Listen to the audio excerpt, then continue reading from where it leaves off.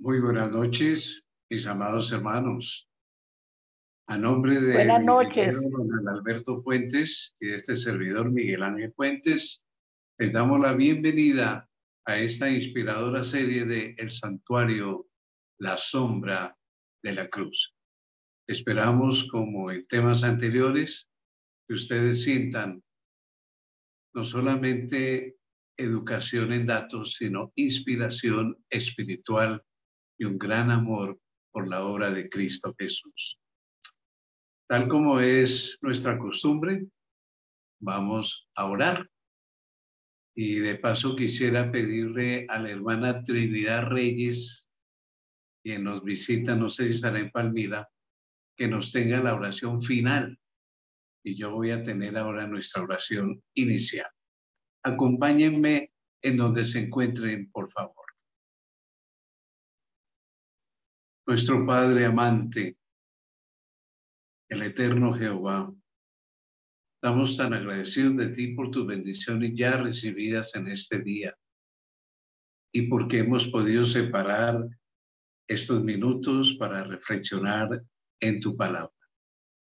Espíritu de Dios, te invitamos a acompañarnos, a abrir nuestro entendimiento y grabar todas estas lecciones acerca del santuario para tener un verdadero concepto de la obra inmaculada de nuestro Salvador, en cuyo nombre lo estamos pidiendo. Amén. Amén. Amén, amén, pastor. Y tal como lo habíamos anunciado hace una semana, nuestro tema de hoy, le hemos dado el título de los 2.300 días conmueven a Estados Unidos, primera parte. Quiere decir que este tema exacto de cómo Estados Unidos fue sacudido, no lo podemos terminar hoy, nos va a tomar varios domingos. Va a ser supremamente interesante. Entonces, sin más preámbulos, vayamos entonces a nuestro tema haciendo un repaso de lo que fue el tema anterior. Estuvimos estudiando los 2.300 días o años. Vimos que en profecía cada día equivale a un año literal, real. Y entonces, cómo esa profecía que recibió Daniel en su capítulo 8 y se explica en el capítulo 9, ha tenido un cumplimiento fidedigno, exacto, increíble, porque Dios no falla en sus cálculos. Entonces recordemos, según el ángel le enseña a Daniel, la profecía comienza a contarse en el decreto que autoriza a los judíos volver a Jerusalén, reconstruir el muro, la plaza y el templo. Y por la historia, y según el libro de Esdras, sabemos que fue el año 457 antes de Cristo. Entonces, ahí comienza el conteo. La profecía decía que 70 semanas, o sea, 490 días o 490 años, estaban separados, apartados para el pueblo judío como una gran oportunidad de cumplir el ministerio que Dios les había encargado. Entonces, esas 70 semanas las divide en 7, 62 y una para completar las 70, o sea, los 490 años. Los primeros 7 semanas de 7 días, 49 años, vimos entonces que se cumplían en el año 408, justamente el año en que termina de reconstruirse el muro, la plaza y el templo. Siempre yo me preguntaba, ¿por qué no dijo 7 y 62, 69 de una vez? Bueno, Dios en sus cálculos es así, preciso. Bien, entonces vimos que las 62 semanas que comienzan a contarse en el año 408 terminaban en el año 27 de nuestra era, ya se pasaba del año 1, porque en las cuentas del calendario gregoriano no hay 0, y nos llevan al año 27. Hablamos de que Jesús no nació en el año 1, nació 4 años antes el año en que muere Herodes, que persigue a los niños nacidos en Belén. Entonces, para ese tiempo ya Jesús tiene más de 30 años y sería ungido el Mesías, o sea, bautizado.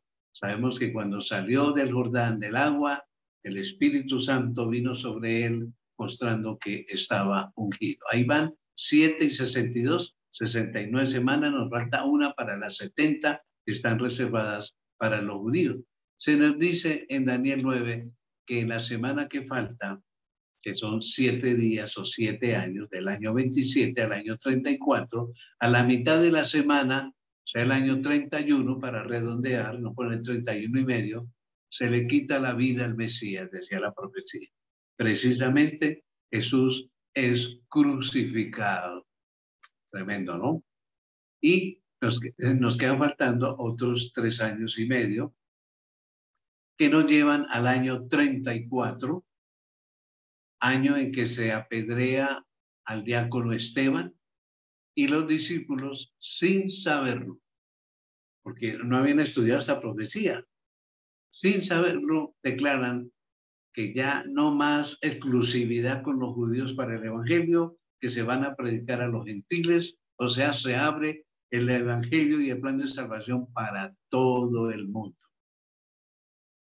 Y se acaban los 490 años de privilegio para los judíos.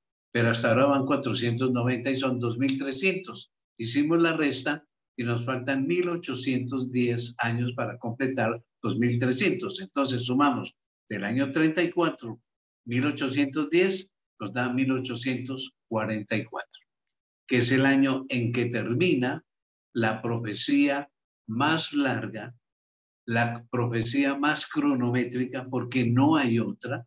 El texto dice que en 2.300 días, tardes y mañanas o años, el santuario sería purificado. Ya hemos anticipado, a decir, ya el santuario para 1844 no existe. En el año 70 los romanos destruyeron Jerusalén, los muros y el templo lo incendiaron y no quedó piedra sobre piedra que no fuera destruida, tal como Jesús lo había profetizado. Entonces, ¿cuál santuario será purificado? Solo nos queda una opción que vamos a estudiar, no hoy, pero en los próximos temas. ¿Qué implica la purificación del santuario del único que existe a partir de 1844 hasta el día de hoy, el santuario celestial? Pero ya ese será un tema para nuestro futuro. Entonces, este es un repasito para los que tal vez no pudieron a acompañarnos o los que estuvimos y necesitamos como acomodarnos a la temática, porque hoy vamos a hablar aparentemente de un tema un poco diferente, pero que tiene íntima relación. Y me voy a referir exactamente a el mensaje del juicio que conmueve a los Estados Unidos. Aparentemente no tiene relación, pero sí va a tener íntima relación. Necesariamente tengo que hablar de un hombre que se llamó en vida William Miller. William Miller venía de una familia bautista. La mamá de William Miller fue una persona hija de un pastor bautista. Entonces, William Miller se crece en una familia religiosa, evangélica, bautista, y vale la pena decir que una de las denominaciones más cercanas en doctrinas a la adventista es la bautista. Solo por ahí un par de doctrinas diferimos, pero bastante conservadora, fundamentalista en la Biblia, muy linda. Ahí, en esa iglesia, se levantó William Miller. Muy temprano se distingue por sus deseos de estudiar, de investigar. Sin embargo, esto hace que él deje la iglesia bautista. Llega a convertirse en algún momento, como lo vamos a señalar, en un incrédulo de un Dios personal. Se vuelve deísta. Y hay muchos documentos en que él entra a una logia masónica y en el lugar en donde él vive, entonces se le considera que llegó a ser el máximo líder de los masones, ¿ya? Entonces, este hombre tuvo en sus creencias unos altibajos tremendos. No obstante, vamos a ver que fue un instrumento elegido por Dios y por eso es importante mencionarlo. Tiene íntima relación con lo de la profecía de los 2300 días.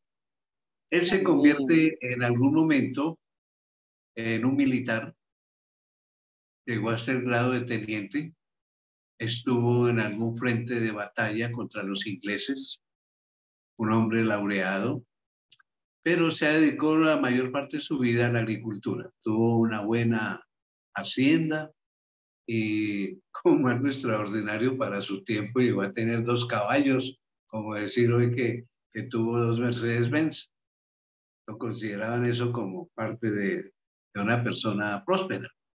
Fue un agricultor íntegro y de corazón recto. Él había llegado a dudar de la autoridad divina, de las Santas Escrituras, pero deseaba sinceramente conocer la verdad. Eso fue lo lindo de él. Fue el hombre especialmente escogido por Dios para dar principio a la proclamación de la segunda venida de Cristo. Imagínense ustedes, él nace 18 años antes de llegar al siglo XVIII, o sea, 1782. Hasta esa época y comienzos de 1800, ninguna iglesia, porque ya existían iglesias, presbiteriana, bautista, pentecostal, anglicana, metodista, etcétera. Ninguna iglesia predicaba la segunda venida de Cristo. La segunda venida de Cristo tiene referencia más de 300 veces en la Biblia y nadie se había dado cuenta. La misma Iglesia Católica en su credo apostólico dice: creo que ha de venir a juzgar a los vivos y a los muertos, pero no predicaban. Nadie predicaba sobre eso. Nadie se da cuenta que Jesús estaba por venir por segunda vez. Tal como otros reformadores, Guillermo Miller o William Miller había luchado con la pobreza en su juventud y así había aprendido valiosas lecciones de dinamismo y abnegación. Él al comienzo fue una persona de muy bajos recursos, ya después de que viene a prestar el servicio militar y eso es que empieza a conseguir recursos. Los miembros de la familia que descendía a él se habían distinguido por un espíritu independiente y amante de la libertad, por su capacidad de resistencia y ardiente patriotismo. Y estos rasgos sobresalían también en el carácter de Guillermo Miller. Su padre fue un capitán en la guerra de la independencia norteamericana y a los sacrificios que hizo durante las luchas de aquella época tempestuosa realmente en Norteamérica pueden achacarse las circunstancias apremiantes que rodearon la juventud de William Miller. Poseía una robusta constitución y ya desde su niñez pues dio pruebas de una inteligencia, como decíamos, poco común, que se fue acentuando con la edad, no se fue terminando, se fue agrandando. Su espíritu era activo, bien desarrollado y era un ardiente deseo de saber.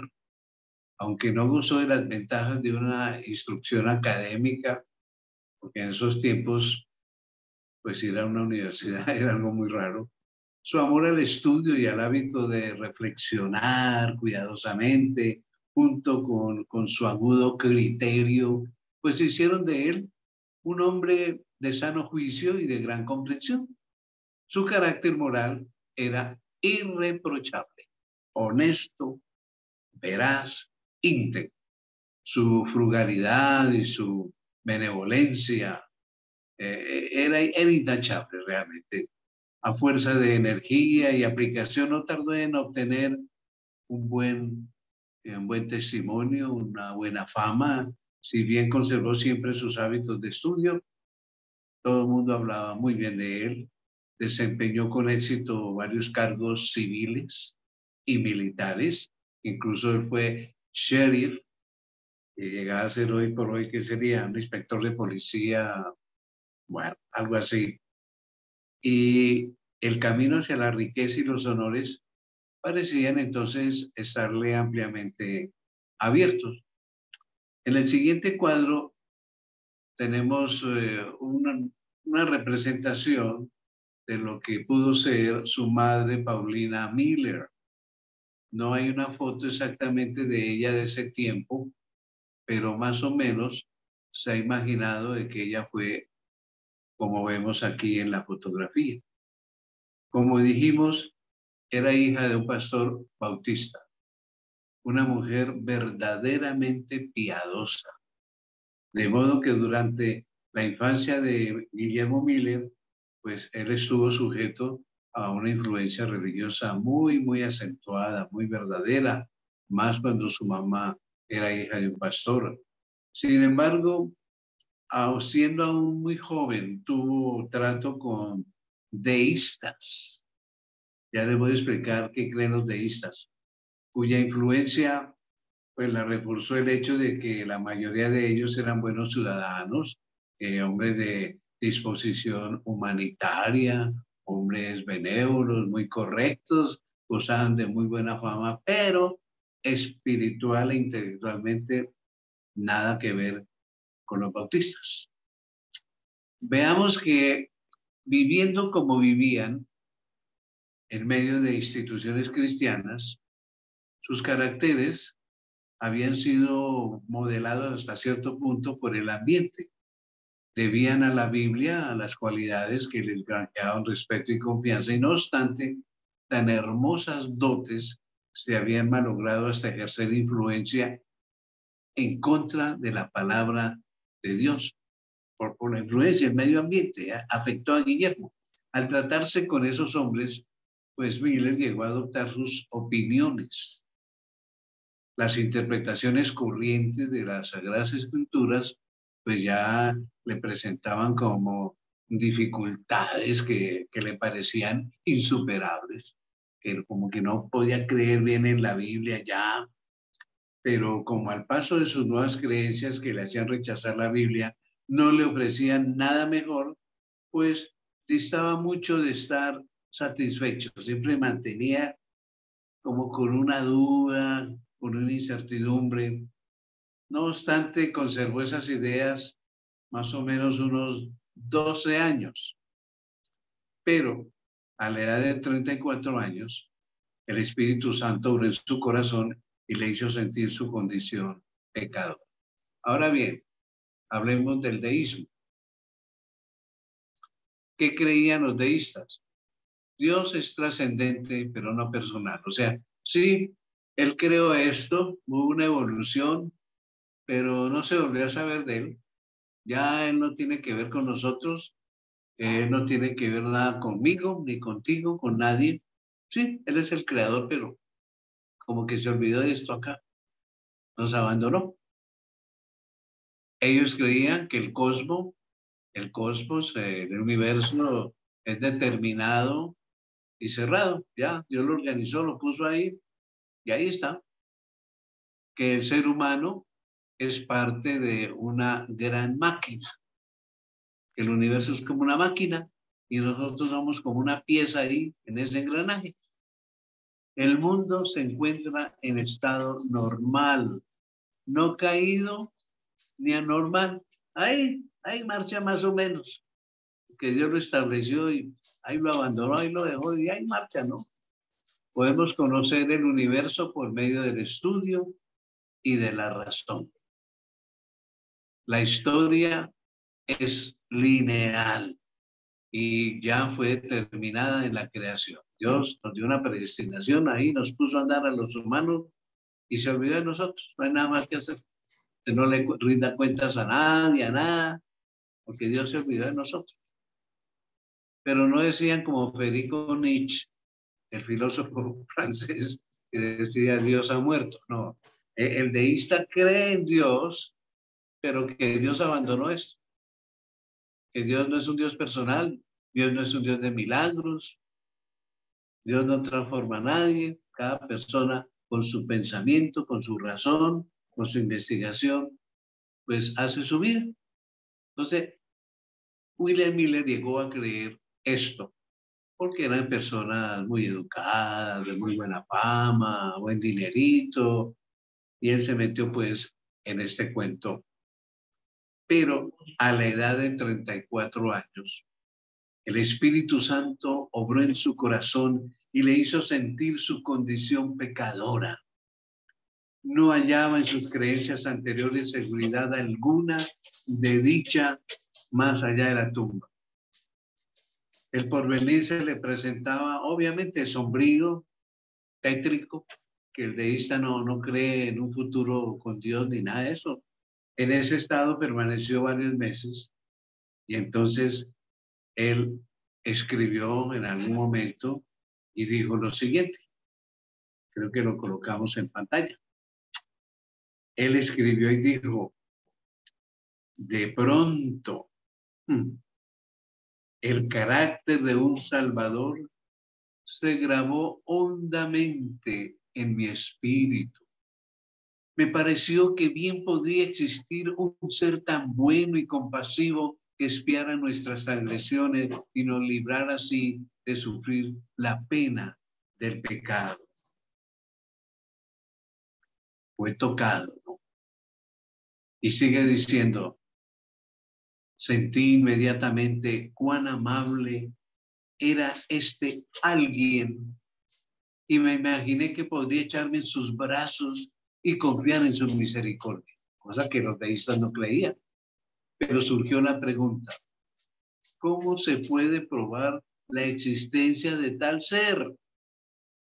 Encontré que fuera de la Biblia no podía obtener prueba alguna de la existencia de un semejante Salvador o siquiera de una existencia futura. Y sigue diciendo, discerní que la Biblia presentaba precisamente un Salvador como el que yo necesitaba, pero no veía cómo un libro no inspirado pudiera desarrollar principios tan perfectamente adaptados a las necesidades de un mundo caído.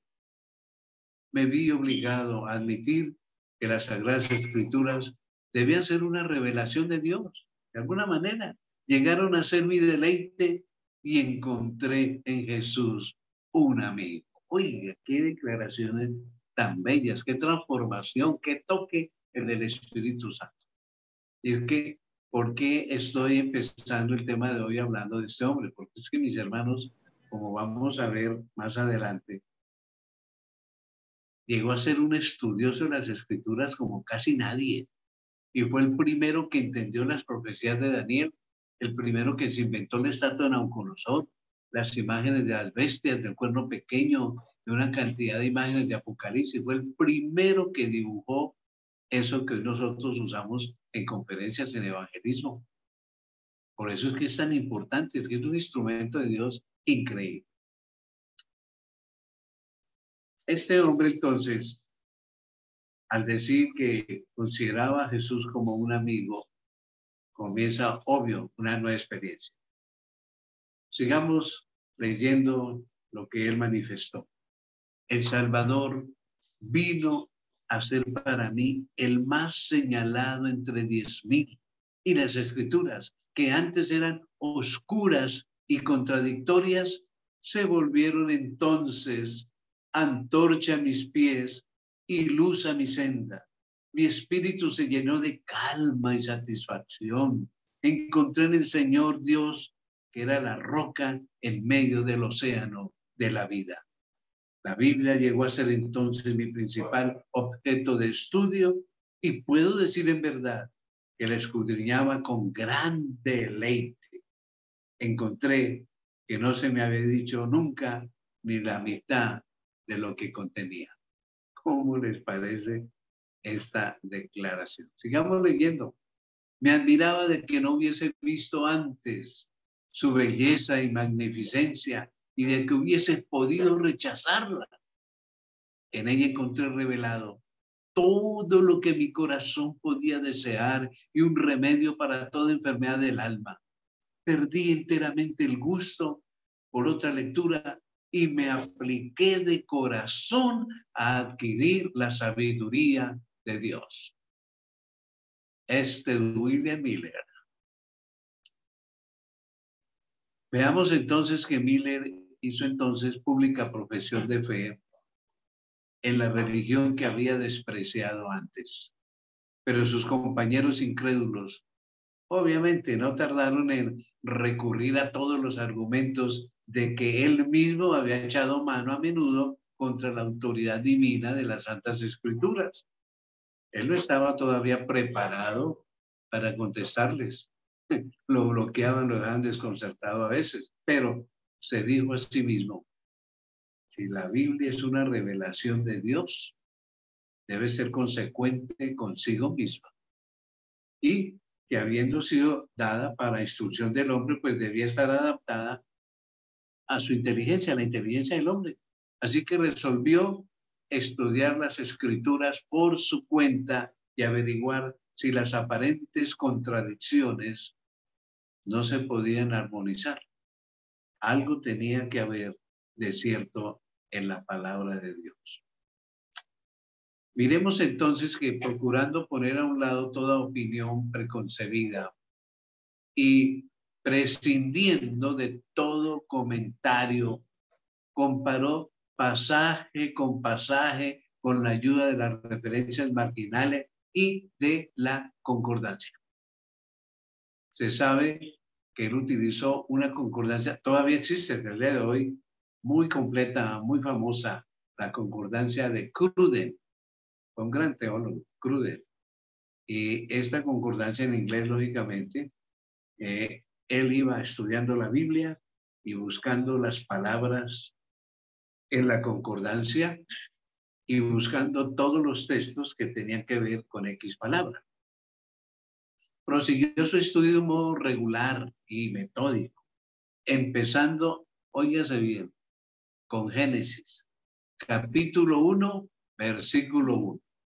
Y estudiaba versículo por versículo y no pasaba adelante, sino cuando el que estaba estudiando estaba aclarado, lo entendía perfectamente y se sentía libre de toda perplejidad. Así que iba de versículo en versículo. Cuando encontraba algún pasaje así como difícil, como oscuro, pues solía compararlo con todos los demás textos para obtener la concordancia. Y en esta manera él resolvía cualquier problema que se le presentara aparentemente con la Biblia. Le daba a cada palabra el sentido que le correspondía en el tema que trataba el texto bíblico y si la idea que de él se formaba armonizaba con cada pasaje colateral, entonces la dificultad, obvio, desaparecía, iba entendiendo todo. Así que cada vez que daba con un pasaje difícil de comprender, encontraba la explicación en alguna otra parte de las Sagradas Escrituras y entendió que la misma escritura se interpreta a sí misma. A medida que estudiaba, obviamente oraba fervorosamente para que Dios lo iluminara.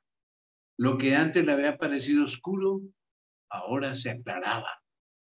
Experimentaba la verdad de las palabras del salmista cuando dijo, el principio de tus palabras de Moletic alumbra, hace entender a los simples.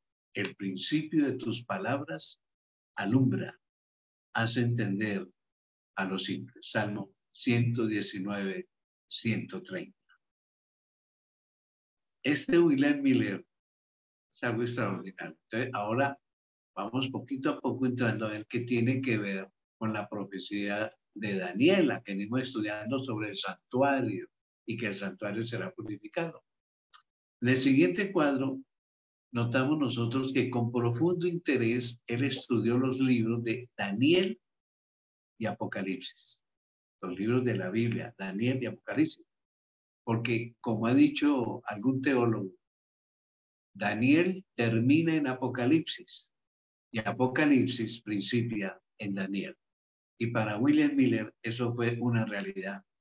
Y siguiendo los mismos principios de interpretación que en los demás libros de la Biblia y con gran gozo, William Miller comprobó que era posible comprender los símbolos proféticos, que la estatua de Daniel, que los metales, que las bestias, que el oso, que el león, que la gente no le veía derecho ni revés. Él sí comenzó a entender. Vio que en la medida que se habían cumplido las profecías a la luz de la historia, le habían hecho literalmente entender que todas las diferentes figuras, metáforas, parábolas, semejanzas, etcétera, estaban explicadas en su contexto inmediato o los términos en que están expresadas se definían en otros pasajes de la Biblia.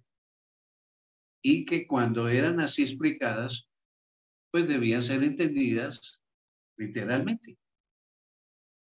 Él escribe y dice en su biografía, así me convencí, veámoslo en pantalla, así me convencí, dice, de que la Biblia es un sistema de verdades reveladas con tanta claridad, miren ustedes, con tanta claridad y sencillez, que el que ande en el camino trazado por ellas, por insensato que sea, no tiene por qué extraviarse. Un estudioso de la Escritura que llega a ver la lógica y la claridad de la palabra de Dios. ¿Cómo les parece? A medida que paso a paso él seguía los grandes lineamientos proféticos, sus esfuerzos obviamente fueron recompensados por el hallazgo de una cadena de verdades descubiertas eslabón tras eslabón. Ángeles del cielo dirigían sus pensamientos y descubría las escrituras en su inteligencia. Qué lindo llegar a tener esa sed y esa hambre de la palabra de Dios. Tomando como criterio de estudio el modo en que las profecías se habían cumplido en el pasado, con la ayuda de la historia, pues para considerar cómo se cumplirían las que aún faltaban, se convenció de que el concepto popular del reino espiritual de Cristo, que era un milenio, 1000 años temporales antes del fin del mundo, eso es lo que creía la gente, que vendría un reino espiritual de Cristo de 1000 años y después la venida de Jesús. Él llega a la conclusión de que eso no estaba fundado en la palabra de Dios, así no es. Esta doctrina que enseñaba que habría 1000 años de justicia y de paz antes de la venida personal del Señor, pues postergaba para un futuro muy lejano los juicios del día de Dios. Imagínense, 1000 años y ahí sí vendría Jesús. Dice, no, la Escritura no habla así de eso. Veamos entonces que por agradable que sea, es contraria a las enseñanzas que están en la Biblia, las enseñanzas de Jesús y de los apóstoles, quienes declararon que el trigo y la cizaña crecerían juntos hasta la siega en ocasión del fin del mundo, que los malos hombres, lo tenemos ahí en pantalla, el texto, que los malos hombres y los engañadores irían de mal en peor. Eso es lo que dice Mateo 13:30. Y que en los postreros días, en los últimos días, vendrán tiempos peligrosos. Y entonces se manifestará aquel inicuo, a quien el Señor matará con el espíritu de su boca y destruirá con el resplandor de su venida. Teniendo en cuenta estos textos, pues la Iglesia Apostólica no sustentaba la doctrina de la conversión del mundo y del reino espiritual de Cristo justamente antes de la venida de Él. No fue generalmente aceptada por los cristianos hasta casi a principios del siglo XVIII. Como todos los demás errores, este también produjo malos resultados. Enseñó a los hombres a dejar para un remoto porvenir la venida del Señor.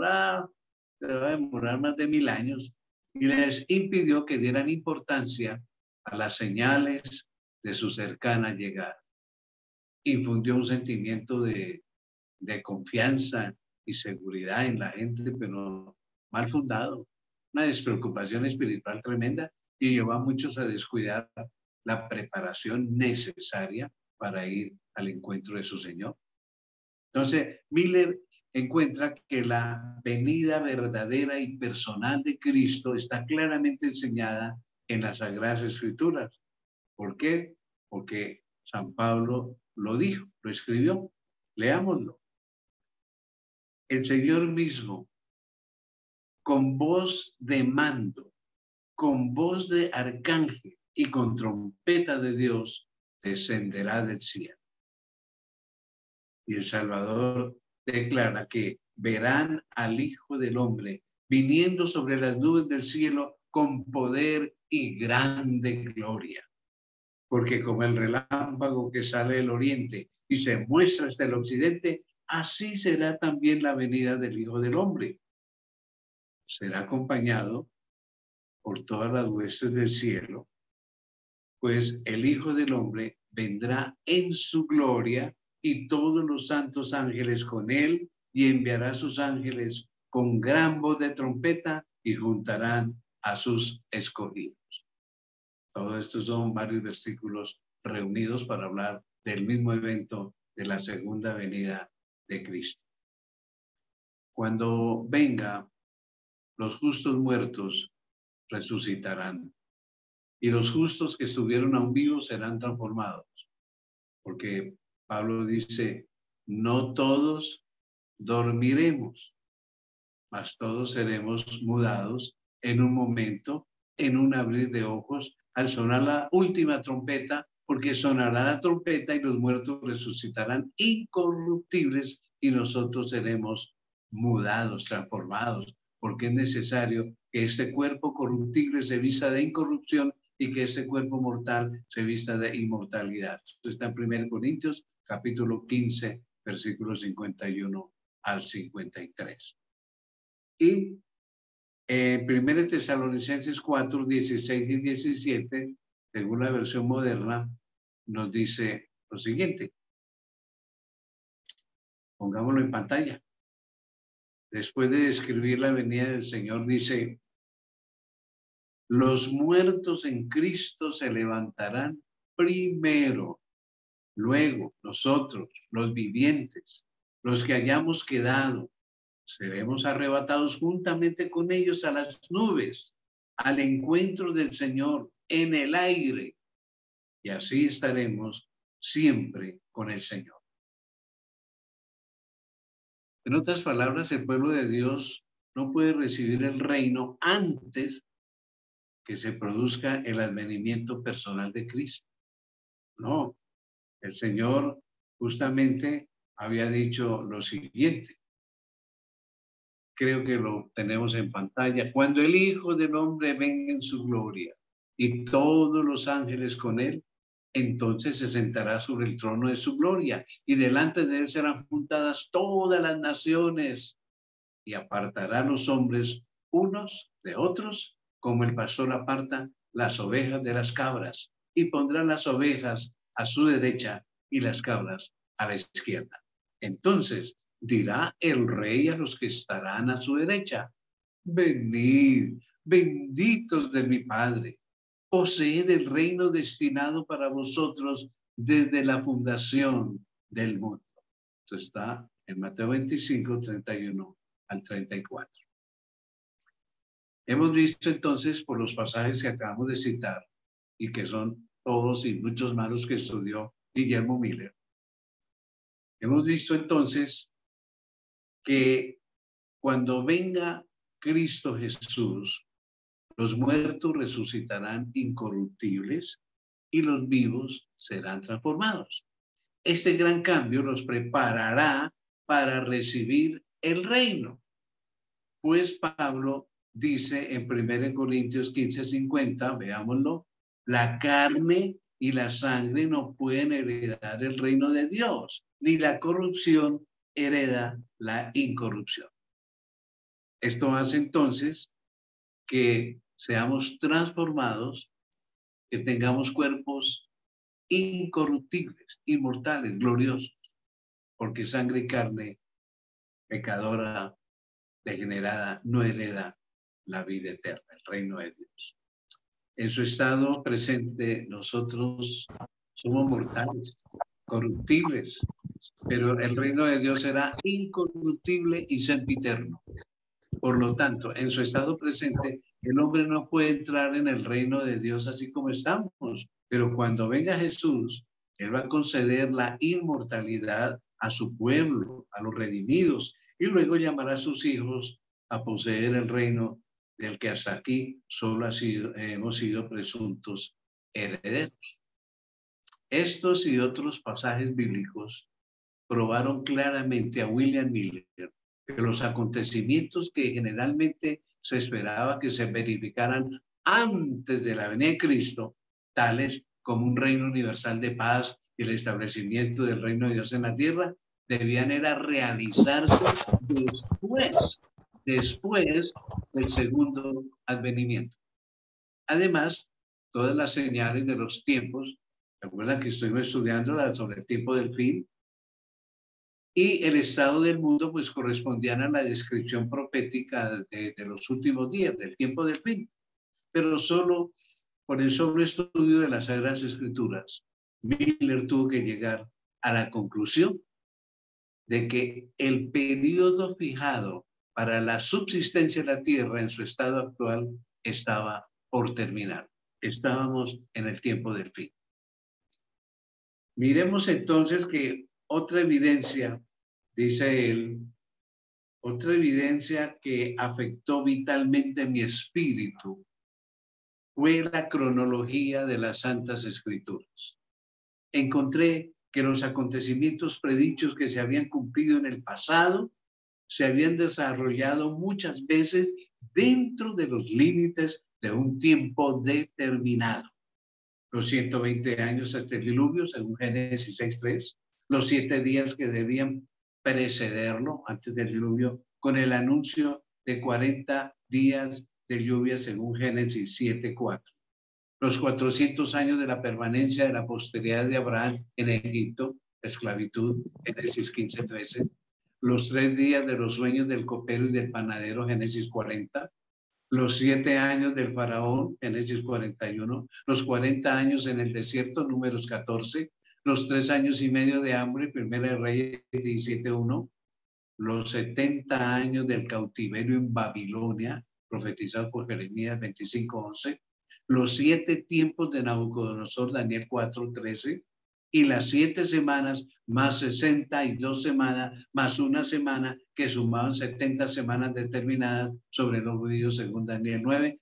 Todos los acontecimientos limitados por esos periodos no fueron una vez más que asuntos proféticos, pero se cumplieron de acuerdo con las predicciones.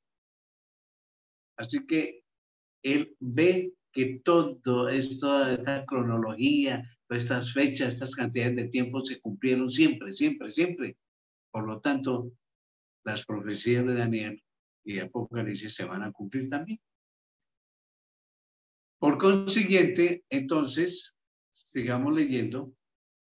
Al encontrar en su estudio de la Biblia varios periodos cronológicos que según su modo de entenderlo se extendían hasta la segunda venida de Cristo, no pudo menos que considerarlos como los tiempos señalados que Dios había revelado a sus siervos. Las cosas secretas, dice Moisés, pertenecen a Jehová nuestro Dios, mas las reveladas nos pertenecen ¿a quiénes? A nosotros. Es lo que dice la palabra de Dios. ¿Ya? Y a nosotros hijos para siempre. No hará nada sin que revele su secreto a sus siervos, los profetas. Así que este conjunto de de textos para él fue muy elocuente. Los que estudian la palabra de Dios pueden confiar en que encontrarán indicado con claridad en las Escrituras el acontecimiento más estupendo que debe realizarse en la historia de la humanidad. Y a veces tomamos como tan, ¿cómo sería la expresión? Como tan simplemente, tan deportivamente la venida de Jesús, ¿no? Y nuestro nombre es adventistas, los que creemos en la otra venida. Pero este hombre, Miller, llegó a tener ese deseo ardiente de la venida de Jesús por todos estos textos y otros más. Él encontró todos los textos que encontró porque él estudió versículo por versículo. Él agregó lo siguiente, veámoslo. Estando completamente convencido, dice Miller, de que toda escritura divinamente inspirada es útil, según 2 de Timoteo 3:16, y que en ningún tiempo fue dada por voluntad humana, sino que fue escrita por hombres santos, inspirados por el Espíritu Santo, según 2 de Pedro 1:21, y esto para nuestra enseñanza, para que por la paciencia y por la consolación de las Escrituras tengamos esperanza, Romanos 15:4, no pude menos que considerar la cronología de la Biblia tan pertinente a la palabra de Dios y tan acreedora a que la tomáramos en cuenta como cualquiera otra parte de las Sagradas Escrituras. Pensé, por consiguiente, que al tratar de comprender lo que Dios en su misericordia había juzgado conveniente revelarnos, yo no tenía derecho a pasar por alto los períodos proféticos. Y ahí es donde más se concentró don William Miller. Ahora, veamos la relación que tuvo la profecía de Daniel 8:14. ¿Qué es lo que dice? Hasta 2300 tardes y mañanas, entonces será purificado el santuario. ¿Cómo impactó? ¿Cómo tuvo que ver con William Miller? Tremendo, ¿no? Veamos entonces que siguiendo la regla que se había impuesto de dejar que las Sagradas Escrituras se interpretaran a sí mismas, Miller llegó a saber que un día en profecía simbólica representa un año. Entonces, él viene y mira este cronograma, él lo puso horizontal, mi hijo Ronald Alberto lo ha colocado vertical en una forma novedosa, y es el que repasamos al comienzo, que surge el decreto en el año 457, que las primeras 7 semanas entonces nos llevan al año 408, que las 62 semanas nos llevan al año 27, año que es ungido el Mesías bautizado, que al año 31 es crucificado, y al año 34 se apedrea Esteban y se predica el evangelio a los que no son judíos, los gentiles, y se cumplen las 70 semanas, y faltando 1810 para completar 2300, nos lleva hasta el año 1844. Sin que nadie le hubiera enseñado, sin que nadie le hubiera mostrado. Esto es lo valioso, lo que tiene mérito en William Miller. Él establece este cronograma. Es el primero que lo hace. Y lo mismo que les dije, la imagen de Daniel 2, de la estatua de Nabucodonosor, las bestias de Daniel 7, los cronogramas y las bestias de Daniel 8, de Daniel 9, todo esto él, por su estudio tan concienzudo, llegó a establecerlo. Entonces, él vio que el periodo de los 2300 días proféticos o años literales se extendía mucho más allá del fin de la era judaica y que por consiguiente no podía referirse al santuario de aquel tiempo. No, porque ya había sido destruido. Miller aceptaba la creencia general de que durante la era cristiana la gente creía que la tierra es el santuario. Eso creían todos los evangélicos en ese tiempo. Y Dedujo, por consiguiente, que la purificación del santuario predicha en Daniel 8:14 representaba la purificación de la tierra por fuego en el segundo advenimiento de Cristo. Llegó pues a la conclusión de que si podía encontrar el punto de partida en los 2300 días, pues sería fácil fijar el tiempo del segundo advenimiento, donde la tierra sería purificada. No el santuario del cielo, sino la tierra, porque eso era lo que creía en el tiempo, que el santuario de Dios era la tierra. Miller siguió escudriñando las profecías con más empeño y fervor que nunca, dedicando noches y días enteros al estudio, lo que le resultaba entonces de tan inmensa importancia y absorbente interés.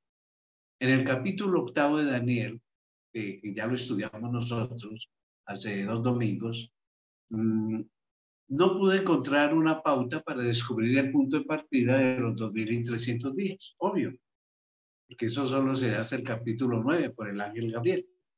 Y aunque se le mandó que el ángel hiciera entender la visión a Daniel, este ángel Gabriel solo le dio a Daniel una explicación parcial. Cuando el profeta vio las terribles persecuciones que sobrevendrían a la iglesia y a su pueblo, desfallecieron sus fuerzas físicas, se enfermó, no pudo soportar más y el ángel lo dejó por algún tiempo. Y dice el libro de Daniel que Daniel quedó sin fuerzas y estuvo enfermo algunos días y estaba asombrado de la visión, dice, mas no hubo quien le explicase. Y sin embargo, Dios había ordenado a su mensajero Gabriel, haz que entienda la visión. Esa orden debía ser ejecutada y en obediencia a ella, el ángel Gabriel, poco tiempo después, volvió hacia Daniel diciéndole, Daniel, ahora he salido para hacerte sabio de entendimiento. Entiende pues la palabra y alcanza inteligencia de la visión. Por consiguiente, los 2300 días de Daniel 8:14, llega Miller a la conclusión, terminan en 1844. Al fin de ese gran periodo profético, según el testimonio del ángel de Dios, el santuario debía ser purificado. De este modo, pues, la fecha de la purificación del santuario, la cual se creía casi universalmente que se verificaría en ocasión del segundo advenimiento de Cristo, pues quedó definitivamente establecida. 1844. Jesús viene en ese año. Miller y sus colaboradores creyeron primero que los 2300 días terminarían en la primavera de 1844, o sea, por ahí más o menos abril, mayo, mientras que la profecía señala el otoño del mismo año. La mala interpretación de este punto fue causa de desengaños y perplejidad para los que habían fijado para la primavera de dicho año, 1844, el momento de la venida del Señor. Pero no afectó en lo más mínimo la fuerza de la argumentación que demuestra que los 2300 días iban a terminar en 1844. O sea, era evidente. Y que el gran acontecimiento representado por la purificación del santuario debía verificarse entonces y que indudablemente iba a ser la segunda venida de Cristo. Bueno, estas son las conclusiones pues, de don William Miller, el instrumento de Dios. Ahora viene una lucha de él. Él ya sabe todo esto, pero la gente no lo sabe. Veamos entonces cómo aparece un llamado de Dios, un deber de comunicarlo a otro lo que él ha descubierto. Al empezar a estudiar las Escrituras, como lo hizo, para probar que es una revelación de Dios, pues Miller no tenía la menor idea de que llegaría a la conclusión a la cual había arribado. Pero las pruebas de las Sagradas Escrituras eran demasiado evidentes y concluyentes para rechazarlas. Había dedicado 2 años al estudio de la Biblia cuando en 1818 llegó a tener la solemne convicción de que unos 25 años después aparecería Cristo para redimir a su pueblo, ya en 1844, él dijo, no necesito hablar del gozo que llenó mi corazón ante tan bella perspectiva, ni de los ardientes anhelos de mi alma de participar del júbilo de los redimidos. La Biblia fue para mí entonces un libro nuevo. Era esto en verdad una fiesta de la razón. Todo lo que para mí había sido sombrío, místico y oscuro, en sus enseñanzas, pues había desaparecido de mi mente ante la clara luz que brotaba de sus sagradas páginas. Y, oh, cuán brillante y gloriosa parecía la verdad. Todas las contradicciones y disonancias que había encontrado antes en la palabra desaparecieron, y si bien quedaban muchas partes que no comprendía del todo, era tanta la luz de las Escrituras que emanaba para alumbrar mi inteligencia oscurecida, que al estudiarlas sentía un deleite que nunca antes hubiera figurado que podría sacar de sus enseñanzas. Y siguió diciendo, solemnemente convencido de que las Santas Escrituras anunciaban el cumplimiento de tan importantes acontecimientos a tan corto plazo, surgió con fuerza en mi alma la cuestión de saber cuál era mi deber hacia el mundo en vista de la evidencia que había conmovido mi propio espíritu. Así que Miller no pudo menos que sentir que era su deber impartir a otros la luz que había recibido. Esperaba encontrar lógicamente oposición de parte de los incrédulos, pero estaba seguro de que todos los cristianos se alegrarían en la esperanza de ir al encuentro del Salvador a quien profesaban amar. Lo único que temía era que en su gran júbilo por la perspectiva de la gloriosa liberación que debía cumplirse tan pronto, estamos en 1818, más 25 años, la venida de Jesús, pues muchos recibiesen la doctrina sin examinar detenidamente las Santas Escrituras para ver si era verdad. De aquí que vacilar en presentarlas por temor de estar errado y de hacer descarriar a otros. Esto lo indujo a revisar las pruebas que apoyaban las conclusiones a que había llegado y a considerar cuidadosamente cualquier dificultad que se presentara a su espíritu. Descubrí entonces que las objeciones se desvanecían ante la luz de la palabra de Dios como la neblina ante los rayos del sol. Los 5 años que dedicó a esos estudios lo dejaron enteramente convencido de que su manera de ver era correcta. 5 años más estudiando. El deber de hacer conocer a otros lo que él creía, pues estaba tan claramente enseñado en las Sagradas Escrituras que le impuso entonces una nueva fuerza y a la vez una lucha, ¿no? Empezó a presentar sus ideas en forma privada, siempre que se le ofrecía la oportunidad, por ahí con amigos, con familias, rogando a Dios que algún ministro sintiera la fuerza de ellas y se dedicara a proclamarlas. Pero no podía librarse de la convicción de que tenía un deber personal que cumplir dando el aviso. Miremos entonces que de continuo se presentaba a su espíritu las siguientes palabras. Esto le rondaba la mente todo el tiempo.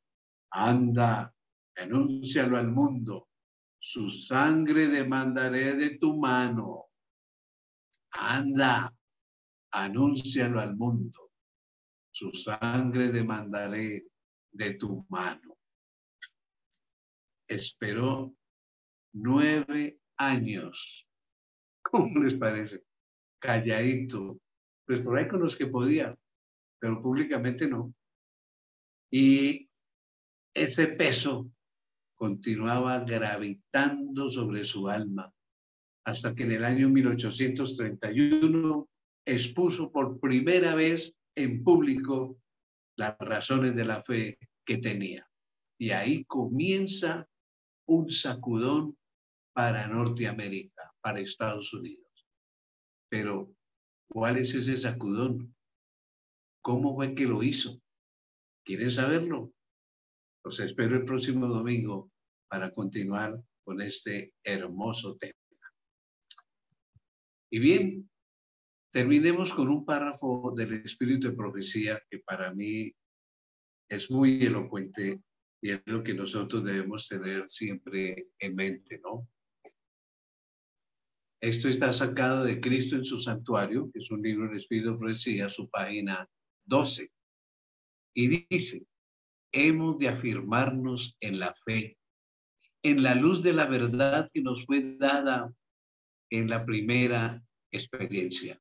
En aquel tiempo se nos presentaba un error tras otro. Pastores y maestros introducían nuevas doctrinas. Solíamos escudriñar las escrituras con mucha oración y el Espíritu Santo revelaba la verdad a nuestra mente.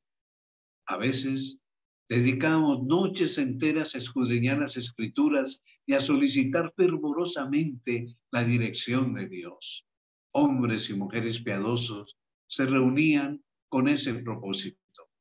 El tema del santuario debiera ser cuidadosamente examinado, puesto que en él descansa el fundamento, la base de nuestra fe y nuestra esperanza. ¿Por qué Miguel Ángel Puentes y Ronald Alberto Puentes se han detenido tanto? Llevamos 35 temas del santuario y no terminamos, obvio, nos faltan. Por esto mismo, porque es que esta doctrina del santuario es el fundamento de nuestra fe y de nuestra esperanza. Nosotros sin esta doctrina somos como cualquier iglesia evangélica y no tenemos razón de ser. La importancia del santuario, de esta luz profética que Dios nos ha dado, es muy especial. Mis hermanos, esta luz no la tiene ninguna iglesia evangélica, mucho menos la católica. Yo aprecio mucho que ustedes nos acompañen cada domingo y si estamos subiendo a YouTube los mensajes, ustedes los pueden ver después también, invitar a otras personas a que los vean, porque este es el fundamento de nuestra fe. Esto lo escribió Elena de White. Esta semana quiero tomarme un par de minutos para decirles que recibí un video que algunos de ustedes habrán visto de un joven ministro que ha sido muy destacado por sus mensajes, especialmente por sus comentarios cada semana sobre la lección de escuela sabática. Y este ministro sacó a luz pública sus convicciones personales. Es un cantante evangelista, es un estudioso de la palabra y llegar a opinar que de niño es adventista de corazón, pero ya no lo es de convicción. Esto me sacudió tremendamente. ¿Qué quería decir con eso? Y él explica, ¿no? Que uno, pues él no cree que Elena de White es el profeta del espíritu de profecía de la iglesia remanente. Que la iglesia remanente no necesita profeta. Todo está en la Biblia. Por lo tanto, sí, fue una hermana muy destacada en su época, pero para hoy no tiene validez nada de sus escritos. Tremendo. Y lo peor, él cree en el amor tan grande de Dios, ¿correcto? Su misericordia sin límites, que nadie se va a perder, que va a haber una segunda oportunidad para que todos, como dice la Biblia, toda rodilla se doblará y aceptará que Jesús tenía razón y es el Salvador y que ellos todos serán salvos, todos se convierten. No va a haber perdidos, no va a haber fuego y azufre del cielo, no.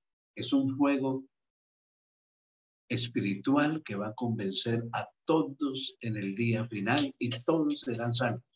Imagínense, con estos argumentos contrarios a la Escritura, pues queda uno completamente aterrado. Luminarias que brillaron en el cielo, dice el Espíritu de Profecía, se apagarán en el tiempo final. Que no nos ocurra lo mismo. Yo creo profundamente en la palabra de Dios y el Espíritu de Profecía. ¿Qué fuera de nosotros sin el Espíritu de Profecía? Caramba, miren esta frase tan hermosa, donde se dice que el estudio del santuario es tan importante, que es el fundamento de nuestra fe y de nuestra esperanza. Terminemos esta noche siempre sabiendo que Jesús tiene un mensaje para nosotros. Y esta vez nos dice: te he dado suficiente luz sobre mis planes para redimirte. Los estudiarás y aceptarás. Te amo con amor eterno y pronto vendré por ti. Estudiemos y aceptemos los planes de Dios para nosotros. Bueno, ahora demos oportunidad a alguno de ustedes. De pronto tiene una pregunta, alguna inquietud, algún aporte sobre el tema de esta noche. Puede prender su micrófono y si estamos en condiciones de contestarle la pregunta, con todo gusto lo haremos.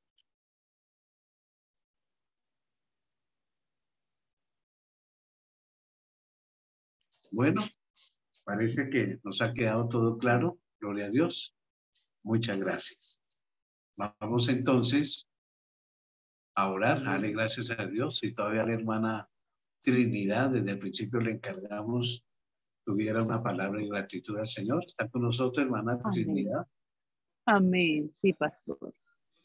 Gracias, pastor. Bueno, les invito, mis hermanos, a que nos pongamos en la mejor actitud de reverencia ante nuestro Creador. Oremos. Padre maravilloso Señor, estamos aquí delante de tu presencia, reconociendo, Señor, tu gran amor, que tú desde la fundación del mundo has puesto tus ojos sobre cada uno de nosotros. Tus alas extendidas, Señor, para siempre guiarnos, fortalecernos y darnos la seguridad de que tú estás siempre a nuestro lado. Y te damos gracias, Señor, porque pusiste a nuestro alcance esta palabra tan linda, que no nos resultaste en un mundo a la tutiplén, Señor, sino con amor eterno, porque este libro santo es el manual de vida para que no quedáramos nosotros expuestos al vaivén de la vida, porque lámpara es a nuestros pies tu palabra y lumbrera nuestro camino. Amén. La exposición de tu palabra alumbra y hace entender a los sencillos. Gracias, Señor, por tu infinito amor, de que no haces excepción de personas, sino que todos somos la niña de tus ojos, que nos amas. Amén. Y que deseas que todos alcancemos la vida eterna, para que cuando tú vengas podemos levantar nuestros ojos al cielo y poder decir: ese es nuestro Dios a quien hemos esperado y tú nos salvarás. Gracias por este programa tan lindo, Señor. Bendice al pastor. Permite que nada ni nadie lo aparte de esta misión tan hermosa, y que a nosotros tampoco nos aparte nada, Señor. Que podamos sacar esta horita para tener este encuentro con el pastor y contigo, bendito Padre Celestial. Bendice a las personas que están alrededor de él para que este programa salga tan perfecto, Señor. En el nombre de Jesús, oro por cada una de las personas aquí presentes. Amén. por los méritos de Cristo nuestro Señor. Amén. Amén. Muchas Amén. gracias, hermana Trinidad Reyes. Dios la bendiga. Muchas gracias, pastor. A usted también. Queremos anunciarle nuestro próximo tema, los 2300 días, en su segunda parte, la purificación del santuario, su segunda parte. Los 2300 días conmueven Estados Unidos. Están invitados. Gracias por acompañarnos.